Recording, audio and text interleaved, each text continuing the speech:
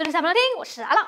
这期视频呢，我想来和大家分享一些关于旅拍视频的音效设计的思路。然后呢，我们依然来看看是怎么从一根轨道到 N 根轨道的。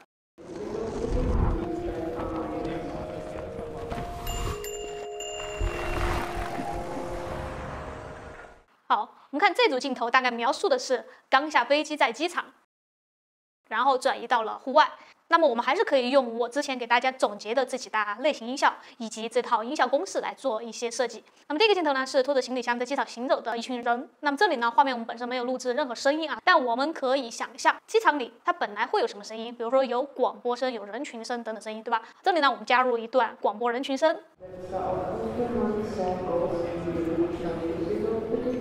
一般机场广播都会给人音域很空旷、很广的那种感觉。这里呢，我们可以把声音处理一下，在效果、卷积混响，选择演讲厅。这样呢，我们可以让这个声音听起来更加的空旷。这样的处理方式，其实大家也可以用在户外嘛。比如说大家去旅拍一些就是你森林里啊、山里面啊，那用 Final Cut 的同学呢，可以去试一下大教堂这个效果哈。好，接着我们观察画面，应该有拖行李箱的声音，对吧？然后我们看这个镜头和下一个镜头之间，我们在剪辑的时候用到了一个转场，那就是变速转场。所以既然它是一个转场，那我们也在镜头对应的衔接处下面也可以加一个这种物喜的转场音效。接下来我们依然认真的来观察画面，这一个镜头呢是国旗飘动，那么我们也加入布料甩动的声音。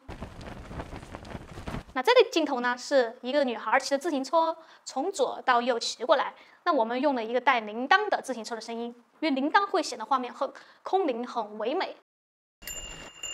那我们为了让这个声音更有层次，我们可以对这个音效做一个效果哈，就是从左耳到右耳这种移动的效果。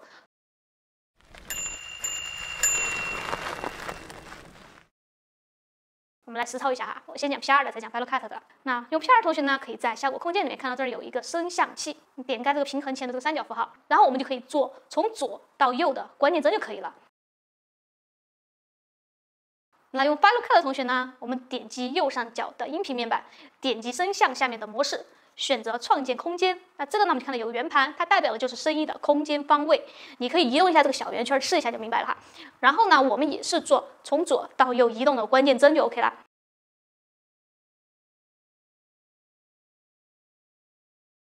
我不知道我是不是这个版本问题啊，我做的时候音频实际线上没有显示关键帧那个点点，但是我们肯定能够做出来哈。那我们可以看到这个点点，对吧？播放的时候它也在移动。那再比如我们在一些场景上，为了增强声音的厚重感，还可以加入低通。这里又有一个变速转场，那我们也是加入了物喜的这个转场音效哈。这里呢，我们就可以加入低通，在效果里你搜低通就能找到。那我们加了低通之后呢，声音就会变得浑厚厚重一些，就可以更好的融入到其他的声音里面，不至于很尖锐。好，一般旅拍下面我们都可以铺上一层氛围音乐，你不要去铺那种懂词大词的哈，也不要铺那种带歌词的，不然我们到底是听音效还是听音乐啊，对吧？你重点就搞错了。